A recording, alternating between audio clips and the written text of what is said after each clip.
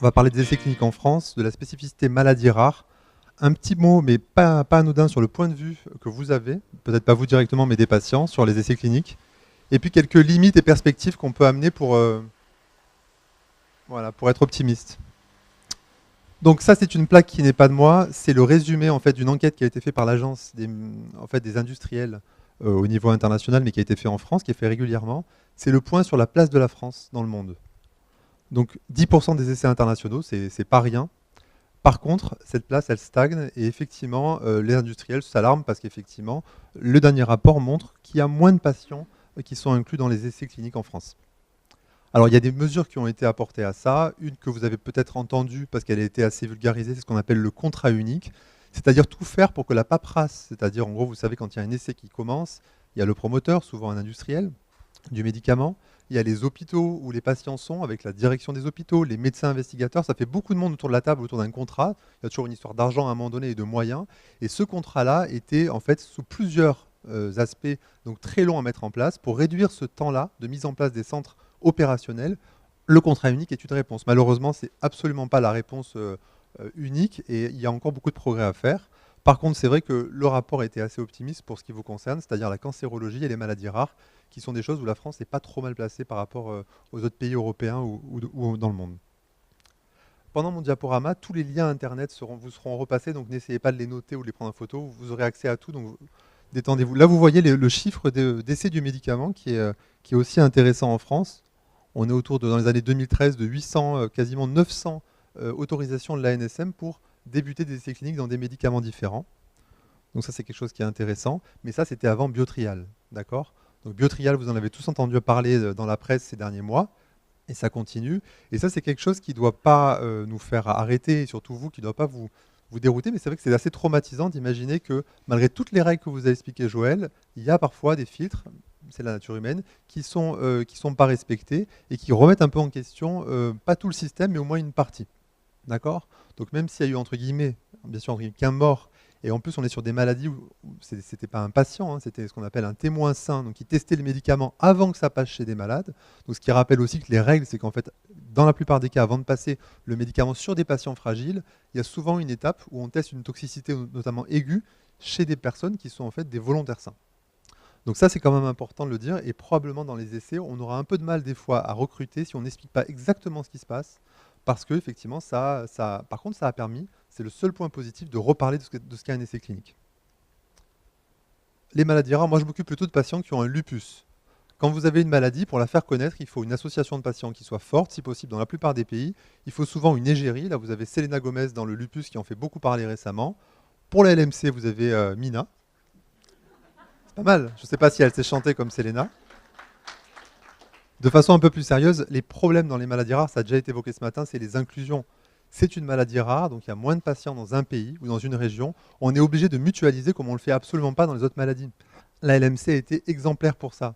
Dans les années entre 2000 et 2002, les premiers essais pour le Glivec ont collecté des centaines de patients de façon très rapide, en quelques mois d'inclusion. On peut comprendre aussi que les patients soient motivés devant une maladie qui avait un pronostic que vous connaissez mieux que moi, mais c'était un modèle, et maintenant dans les maladies rares, les autres, par exemple le lupus qui me concerne le plus, on a enfin des essais avec des centaines de patients, ce qu'on n'avait pas avant. Parce que ça a permis d'augmenter l'efficacité des rouages, en fait, de toute la structure qui fait les inclusions dont on va reparler. La deuxième chose, ça a été évoqué ce matin, c'est des maladies qui se chronicisent. Et donc ça, c'est une problématique très particulière avec des essais qui vont tester des choses sur la rémission. Et puis ensuite, le débat sur est-ce qu'on peut aller vers de la guérison. On a la même problématique dans d'autres maladies auto-immunes chroniques comme le lupus.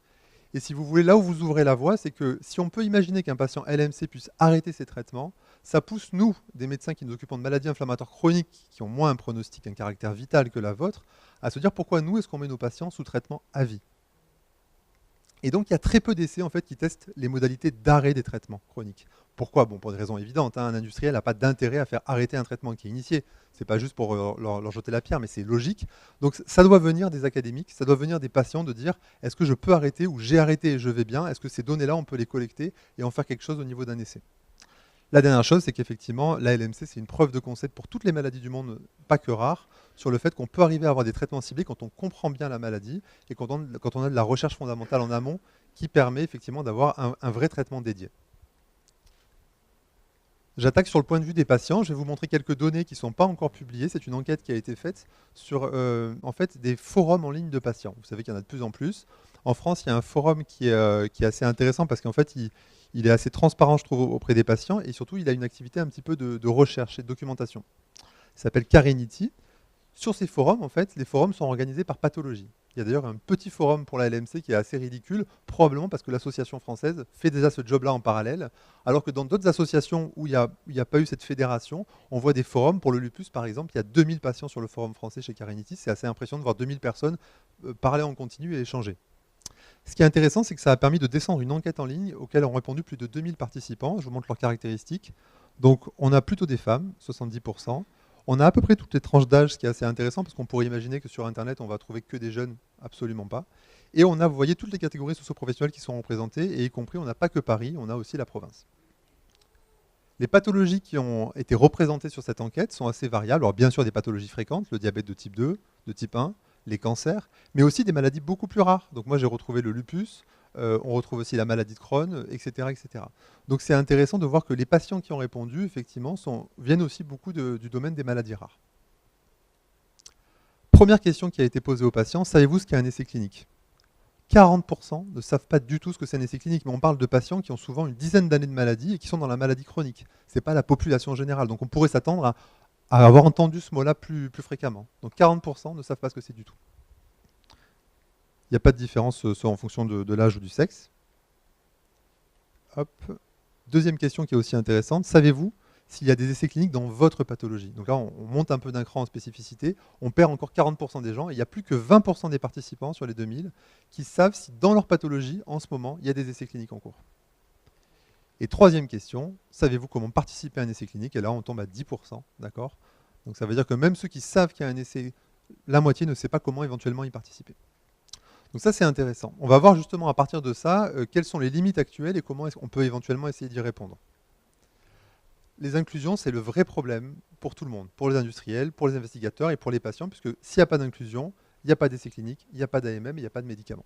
Donc, pour participer aux inclusions, il y a deux choses qui sont fondamentales. Il faut savoir ce que c'est un essai clinique, parce que probablement, quand on sait ce que c'est, on va chercher l'information et on va se renseigner et on va participer plus facilement. Et la deuxième chose, il faut savoir s'il y a un essai clinique dans sa pathologie. Alors, quand on demande en fait, aux patients s'ils ont déjà cherché des informations sur les essais cliniques, sur le pool qui a été interrogé, donc il y a une vingtaine de pourcents qui l'a fait, les informations elles sont cherchées auprès du médecin, notamment du médecin généraliste, qui malheureusement souvent ne sait pas ce genre d'informations, et elles sont cherchées sur les sites en fait, institutionnels, par exemple l'ANSM, etc. Et c'est vrai que c'est difficile de s'y retrouver sur ces sites parce que ces informations-là, on va en parler, on n'a pas de site très, on va dire, friendly qui donne ces informations en temps réel et de façon actualisée. Alors, une façon d'y remédier, Joël en a parlé tout à l'heure, on a mis en place, grâce à des associations, des formations en fait, qui sont destinées aux patients pour expliquer ce que c'est les essais cliniques, où les patients ont pu voir tous les acteurs, ça se passe sur 2 jours généralement, ça s'est passé au sein de l'hôpital de la Timone, et ça permettait aux patients probablement de voir de façon très concrète tous les acteurs d'un essai clinique. J'en profite pour faire une petite publicité pour ceux qui sont disponibles mardi soir de la semaine prochaine. Ce film qui a été construit à partir de ces sessions, en fait, sera diffusé au César. Cinéma qui va bientôt fermer. Deuxième chose, pour savoir s'il y a un essai clinique dans sa pathologie, comment on peut faire derrière son écran d'ordinateur? Alors en cancérologie, il y a quelque chose qui a été une initiative exceptionnelle au niveau français, parce que les sites, la plupart des moteurs de recherche sont anglo-saxons, avec la barrière de la langue. Il y a un site qui est sur le site de l'Institut national du cancer, qui permet de retrouver les essais en cours, d'accord, dans sa pathologie avec des mots-clés assez simples. Vous aurez l'adresse internet pour faire ça. Vous pourrez faire le test. Moi, j'ai tapé LMC et j'ai vu qu'il y avait 19 essais cliniques, a priori, qui étaient disponibles. Malheureusement, ces sites-là, ils demandent un entretien, si vous voulez, des informations qui est en temps réel, tellement ça bouge. Et quand on a fait le test, pas dans la LMC, je l'ai fait, mais dans d'autres pathologies qui me concernent plus, avec des patients, ils ont passé 1 heure à tester ce site, par exemple en cancérologie, et ils l'ont testé contre le site de référence, qui est un site en anglais, qui s'appelle Clinical Trial, auquel vous pouvez accéder, mais qui est plus compliqué et qui se passe en anglais. Ce site-là référence tous les essais au niveau international, y compris français. Et quand on compare les deux, heureusement qu'on trouve des choses qui sont similaires, mais il y a quelquefois quelques différences qui sont faites au taux de réactualisation du site français. Donc l'initiative française est fabuleuse, il faut absolument la poursuivre, mais probablement qu'il y a des moyens aussi à demander pour qu'il y ait des gens derrière, y compris des associatifs, qui puissent aider à alimenter la pompe. Pour aller un peu plus en détail, on peut imaginer qu'un patient puisse, derrière son ordinateur, connaître les sites, les endroits où l'essai peut se dérouler en France. Est-ce que ça se passe près de chez moi ou pas? Est-ce que c'est possible? Qui est l'investigateur? Est-ce que c'est un médecin dont je peux avoir les coordonnées? Et aussi, quels sont les critères d'inclusion? Si ça ne s'adresse pas aux plus de 60 ans, quel intérêt de perdre mon temps pour aller voir cet investigateur et le voir en consultation ou mettre en branle toute cette machine, d'accord? Ça a été fait très peu de fois parce qu'effectivement les lois sont très stringentes au niveau des industriels. Ils ne peuvent pas facilement, en France notamment, donner d'informations sur des produits qui sont en cours de test. Que faut-il faire pour participer? Bon, il y a l'âge des patients et puis le type de maladie. Et ensuite, comment pouvez-vous savoir si vous êtes accessible à cet essai? On peut soit par téléphone, comme à la NSM ou au centre de pharmacovigilance, soit par courrier, répondre à un questionnaire pour savoir si on est dans les critères d'inclusion de l'essai en question. Ça fait gagner du temps et ça permet éventuellement d'augmenter le taux d'inclusion. Je vous montre ensuite une autre petite plaque pour les patients qui avaient participé en fait à un essai clinique, d'accord, à qui on avait proposé ça. Il y en a un tiers qui n'avait pas participé. Une des raisons majeures pour la non-participation, pour ceux qui ont eu la chance de se le voir proposer, c'est la proximité en fait par rapport à leur lieu de vie.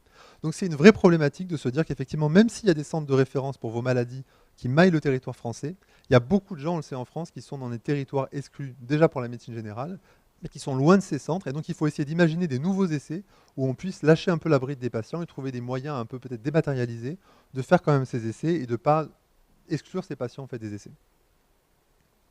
Alors sur le déroulement des essais, je ne vais pas dire grand-chose. Biotrial, effectivement, c'est l'actualité un petit peu qui amène à se poser des vraies questions. La première question, c'est est-ce que le médicament testé amène un effet qui vaut la chandelle? C'est-à-dire que si une efficacité est jugée modeste, nous, dans le lupus, par exemple, on a un seul médicament ciblé qui a eu une autorisation de mise sur le marché. Il a tellement un effet modeste qu'il n'est pas remboursé. Il est aux frais de l'hôpital. Et bon, on est content d'avoir ce nouveau médicament parce qu'il n'y a pas grand-chose d'autre sinon, mais l'effet est tellement marginal que c'est difficile de le prescrire. La deuxième chose, c'est qu'il se fait en perfusion à l'hôpital de façon mensuelle et qu'il est indiqué chez des gens qui ont une maladie minime, d'accord? Donc c'est complètement pas adapté, en fait, si vous voulez, à la vie au quotidien de ces patients. C'est des patients qui sont ambulatoires et qu'on ramène à l'hôpital de façon régulière avec des effets secondaires. Donc ça, c'est un exemple parmi tant d'autres. La deuxième chose, c'est qu'entre deux visites de screening, où l'investigateur va vous voir en consultation, qu'est-ce qui se passe? Le patient est dans la nature. Donc ça, c'est valable même pour le suivi en routine hors des essais. On n'a pas le moyen à l'heure actuelle de demander aux patients de remplir et de renseigner des tas de données qui pourraient être intéressantes. Alors bien sûr, pendant la visite, le médecin va demander s'il y a eu des plantes, des machins, etc. Mais vous imaginez le temps qu'il faudrait pour explorer toutes les parties et pour se rappeler aussi, parce qu'il y a un biais de mémoire, entre deux visites de 3 mois par exemple, il peut se passer énormément de choses au niveau infectieux, médicamenteux ou autre, très difficile de le tracer. Donc on est en train de réfléchir, et on n'est pas les seuls, avec des acteurs en fait, de la e-santé, du 2.0, de pouvoir fournir des plateformes sur lesquelles le patient pourrait en fait renseigner au cours de l'essai, en fait, quand il est entre deux rendez-vous avec le médecin qui le suit, un tas de données qui pourraient être pertinentes ou pas. À nous après de savoir les trier de façon informatique ou de façon statistique. La deuxième point, c'est qu'on ne collecte pas non plus de données environnementales. Or, vous savez qu'il y a de plus en plus de capteurs qui sont très miniaturisés, qu'on peut utiliser grâce au smartphone des patients et qui pourraient nous aider. Par exemple, dans le lupus, on essaie de fournir des capteurs à UV aux patients pour avoir une idée de leur exposition solaire, parce que c'est un des paramètres qui peut déstabiliser la maladie. Alors, le plus important peut-être pour vous, c'est l'après-essai. Parce qu'avant de participer à un essai, c'est bien de savoir ce qui a déjà été fait et les résultats disponibles. Quand on veut savoir comment on accède aux résultats, on retombe sur le fameux site dont je vous ai parlé, le site américain. Et ce site-là, il est assez difficile d'accès. On peut quand même y arriver et on y trouve pas mal d'informations. Cependant, il y a beaucoup d'études qui sont finies, publiées, et pour lesquelles il n'y a pas eu de résumé pour les patients en langage compréhensible. Ce travail-là, c'est les assos qui doivent le faire, malheureusement, la plupart du temps. Là, vous êtes doté d'un conseil scientifique, mais malheureusement, ce n'est pas le cas pour tout le monde. Alors, il y a cette nouvelle qui vient de sortir la semaine dernière. L'Agence du médicament américaine a statué sur le fait qu'effectivement, il y a une obligation d'un délai minimum après la publication des résultats pour que soient mis sur ce site les informations qui sont pertinentes pour les médecins et pour les patients. Donc ça avance dans le bon sens, mais vous voyez, c'est la semaine dernière dans la plus grosse revue mondiale, donc les choses sont en train d'avancer. Un autre débat, c'est l'accès aux données, parce que même si on accède aux résultats de groupe, les médecins et bien sûr les patients n'accèdent toujours pas facilement aux données individuelles dans les essais.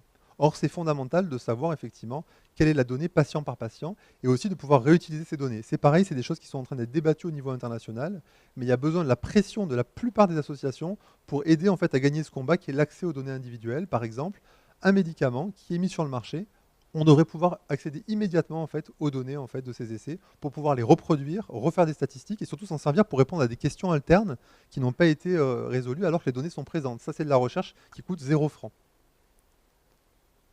Et ensuite, on revient sur d'autres types de bases, la pharmacovigilance dont vous a parlé Joël, et puis des registres aussi, par exemple les registres de la sécurité sociale qui ne sont toujours pas facilement accessibles, alors qu'ils regorgent de données sur l'évolution des patients en termes de comédication ou d'interaction.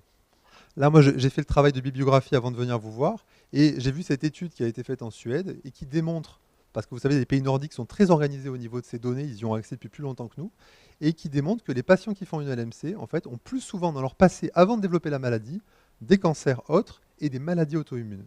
Et ça, moi, ça m'intéresse parce qu'il m'arrive de voir des patients qui ont des LMC, traités par Glivec ou autre, et qui développent ou chez qui émerge en fait une maladie auto-immune. Et c'est vrai qu'ils me disent, est-ce qu'il peut y avoir un lien entre les deux?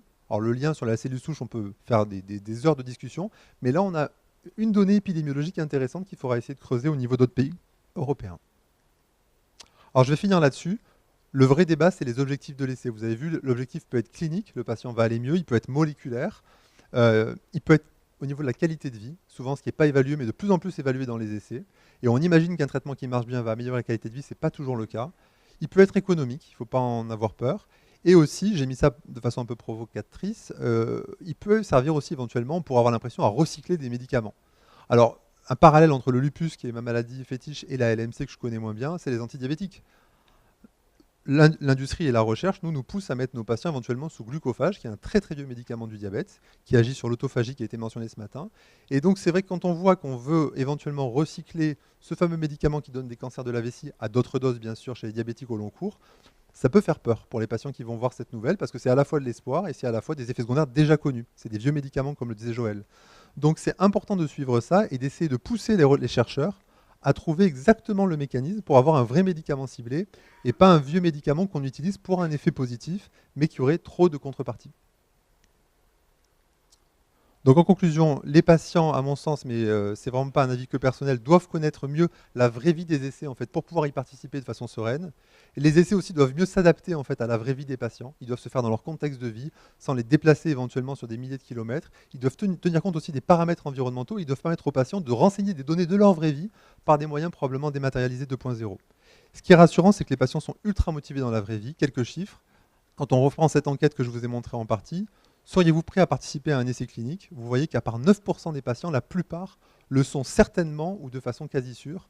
Donc les patients veulent participer. Et pour ceux qui ont déjà participé, ils étaient environ 200 dans cette étude, ils ont tous quasiment reparticipé à d'autres essais. Ce qui veut dire qu'une fois qu'on a compris le processus et que ça s'est plutôt bien passé, même dans le bras placebo, on est déstressé, on connaît le processus et donc on va chercher l'information et probablement la trouver. Une dernière chose, les patients sont motivés, ils participent aussi au financement de la recherche. Et là, je fais un peu de publicité pour cette plateforme qui vient de naître en France et qui nous aide, nous, à financer un de nos projets qui est un petit peu borderline et qui est moins académique que d'habitude. Et en fait, c'est du crowdfunding, du financement participatif. Et beaucoup de patients nous ont aidés en fait, à financer par le biais d'associations ou des dons individuels. Et ça aussi, c'est une nouvelle piste intéressante pour des maladies rares.